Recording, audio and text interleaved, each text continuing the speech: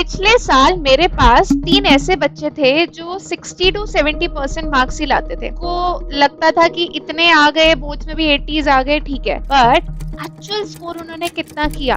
Actual they scored 90 plus in their board exam. क्या किया उन्होंने, कैसे किया, आप लोग जानना चाहते हैं? तो बेटा मैंने उनको बहुत सिंपल एक स्ट्रैटेजी दी थी, 3 स्टेप्स की। वही स्ट्रैटेजी उन्होंने फॉलो की and they scored 90 plus in their board exams. और मैं आज आपको बोल रही हूँ, इस स्ट्रैटेजी को अगर आप लोगों ने भी फॉलो किया तो गारंटीड आपके 95 प्लस आने वाले हैं। एक बहुत इंपॉर्टेंट टिप जो मैं आप लोगों को देना चाहती हूँ, जो मैंने खुद अपने एग्जाम्स में फॉलो करी है, विदाउट वेस्टिंग एनी टाइम जल्दी से जान लेते हैं क्या है वो सीक्रेट स्ट्रैटेजी। चलिए, तो सबसे पहले जो 3 स्टेप का हमारा प्लान है जिससे हम 95 प्लस स्कोर कर सकते हैं, वो है नो योर बैटल ग्राउंड। मतलब हमें सबसे पहले जिस जंग में जा रहे हैं उस जंग के बारे में तो पता हो। तो कैसे पता लगाएं, कैसे पता लगाएं? पहला पहला पहला हमारा अपने खजाने तक पहुंचने का नक्शा ढूंढें, नक्शे को समझें। खजाना क्या है? खजाना है हमारे 95 प्लस मार्क्स। मुझे इस पे पहुंचना है, I want this, I want to reach here. कैसे पहुंचूं, कैसे पहुंचूं, क्या है रोड मैप? तो बेटा रोड मैप बहुत सिंपल है। सबसे पहले हमें पता होना चाहिए उस एग्जाम का स्ट्रक्चर, उसका ब्लूप्रिंट।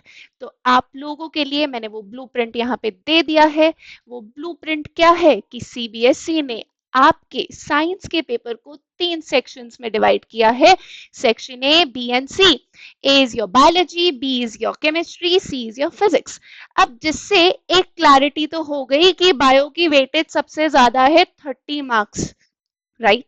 तो बायो को बहुत अच्छे से पढ़ के जाना है, जिसमें जो एनवायरमेंट वाला चैप्टर है ना, इससे तो पूरे 5 नंबर के क्वेश्चन आने ही वाले हैं।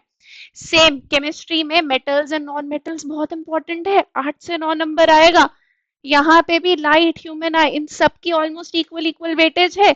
तो सबसे पहले हमें क्या पता होना चाहिए? वेटेज ऑफ द चैप्टर्स, ठीक है। दूसरी इसमें बड़ी इंपॉर्टेंट चीज, जो इसका असली नक्शा है, वो पता है आपको कहाँ है? वो आप लोगों के बैग्स में है। हाँ जी, आपकी कबर्ड में है, छुप के बैठा है। क्यों? क्योंकि आप लोग उसे कभी यूज ही नहीं करते हैं। वो है आपकी एनसीईआरटी की टेक्स्ट बुक, जिसको खोलना ही नहीं है हमें कभी। वही है रियल मैप। हाँ जी, आप सोचते हैं कि हम कोचिंग के नोट्स पढ़ लेंगे या कोई वन शॉट वीडियो देख लेंगे और हमारा हो जाएगा, बट बेटा सच्चाई ये है, उससे आप लोग 80s में तो स्कोर कर लोगे बट 95 नहीं आएंगे। क्या बोल रही हूँ मैम? लग रहा है ना मैम, आपने तो डरा दिया। अब तक तो सब यही कह रहे थे वन शॉट वीडियो देख लो, कोचिंग के नोट्स पढ़ लो, हो जाएगा। नहीं, आपको एनसीईआरटी की टेक्स्ट बुक खोलनी पड़ेगी। उस टेक्स्ट बुक को खोलिए, पढ़ना शुरू कीजिए, लाइन टू लाइन पढ़िए और एक नोटबुक साथ लेके बैठिएगा, ठीक है। जो भी इंपॉर्टेंट पॉइंट्स है उसको अपने हाथ से लिखिए। होता क्या है, जब हम कोई चीज पढ़ते हैं तो वो रिटेन तो हो रही है, लिखने से उसका रिटेंशन बढ़ रहा है।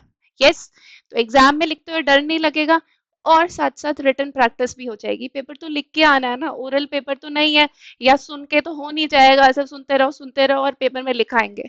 तो ऐसा बिल्कुल भी नहीं होता कि हमने सिर्फ हेडफोन्स लगाए और सुना और प्रिपरेशन हो गई, 95 आ जाएंगे। नहीं नहीं नहीं नहीं नहीं नहीं नहीं। नोटबुक, पेंसिल, पेन और एनसीईआरटी बुक खोलनी पड़ेगी। उसके जो ब्लू बॉक्स वाले क्वेश्चंस है ना, जिसको हम कभी खोल के भी नहीं देखते हैं, उनको भी सॉल्व करना पड़ेगा। वही तो है for the conceptual clarity, right? Concept की क्लैरिटी उन्हीं क्वेश्चन से तो टेस्ट हो रही है और वही क्वेश्चंस हम कभी सॉल्व भी नहीं करते हैं, राइट? तो प्लीज उसको करना शुरू कर दीजिए। अभी बता रही हूँ, राइट? हमारे पास हार्डली 40-45 डेज हैं, अभी वो सारी प्रिपरेशन स्टार्ट कर दीजिए। तो भैया चलो, स्टेप 1 तो हम अच्छे से समझ गए, हमें अपना रोड मैप, अपना नक्शा मिल गया। अब सेकंड स्टेप क्या है? Second step is your tool kit. So हमें चाहिए टूल किट। टूल किट कहाँ से लाएं? कहाँ से लाएं? तो टूल किट कहीं से नहीं लानी, आपको खुद बनानी है। किसी और की टूल किट यूज करके अगर बोर्ड में चले गए तो बेटा उसी के नंबर आ रहे होंगे, आपके नहीं आ रहे होंगे, ठीक है। तो अपनी टूल किट खुद बनाएं, अपना काम स्वयं करें। कैसे बनानी है? वो बनानी है इस तरीके से। कैसे? फिजिक्स के चैप्टर्स उठाए, फिजिक्स में जो जो फॉर्मूला है फॉर्मूला लिखो, कहाँ पे यूज होगा, यूनिट्स क्या होंगी, साइड में लिखते जाओ एक पेपर पे। सेम केमिस्ट्री में क्या करें, फ्लो चार्ट्स बनाओ, एसिड्स बेसिस और सॉल्ट्स तीनों को टेबल में डिवाइड कर दो, रिएक्शंस लिख दो उनके नीचे। मेटलर्जी में भी यही करो, राइट? कार्बन एंड कंपाउंड्स में भी फ्लो चार्ट्स बना बना के सारी रिएक्शंस याद कर लो। बायो में, बायो का तो बेस्ट तरीका है डायग्राम।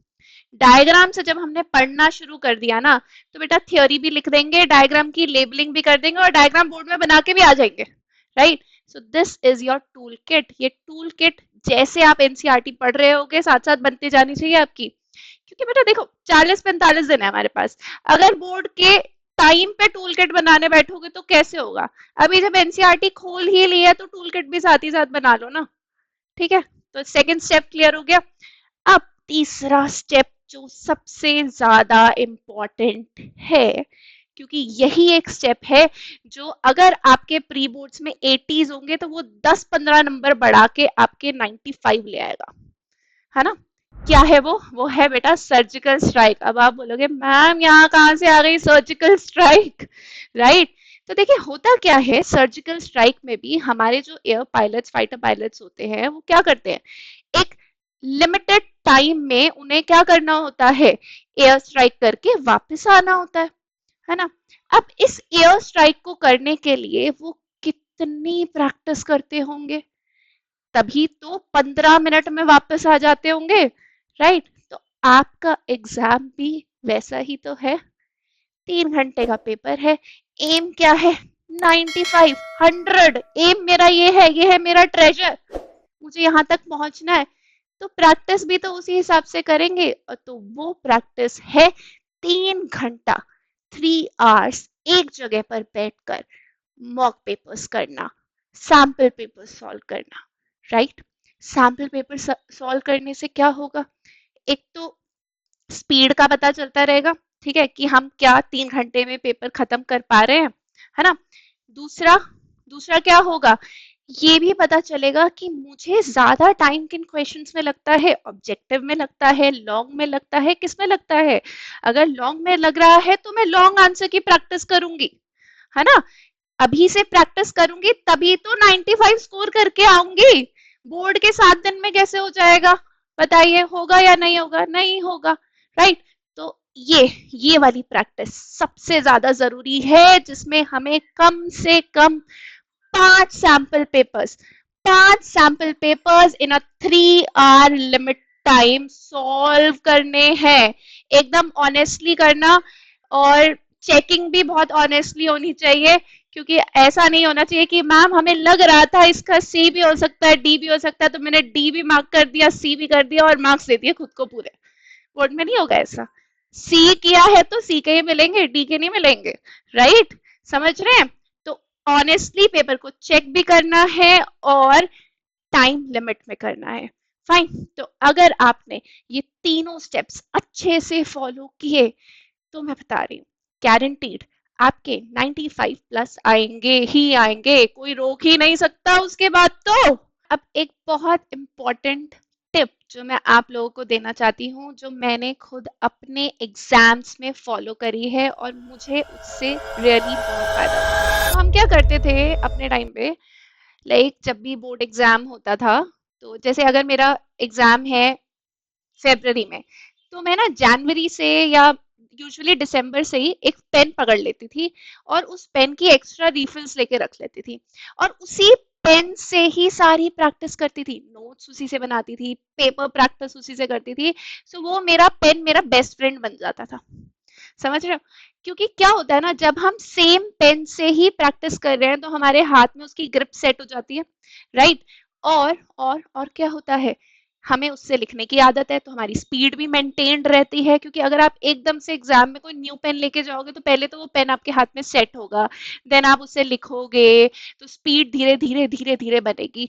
लेकिन अगर आप अपने यूज्ड पेन से ही पेपर लिखोगे तो आपकी स्पीड कैसी, ऑलरेडी मेंटेन्ड है, राइट। तो पेपर टाइम से खत्म हो जाएगा, क्योंकि मोस्ट ऑफ द स्टूडेंट्स का ना मेरे पास यही क्वेरीज आती है कि मैम टाइम मैनेजमेंट नहीं होता, पेपर 3 घंटे में खत्म नहीं होता।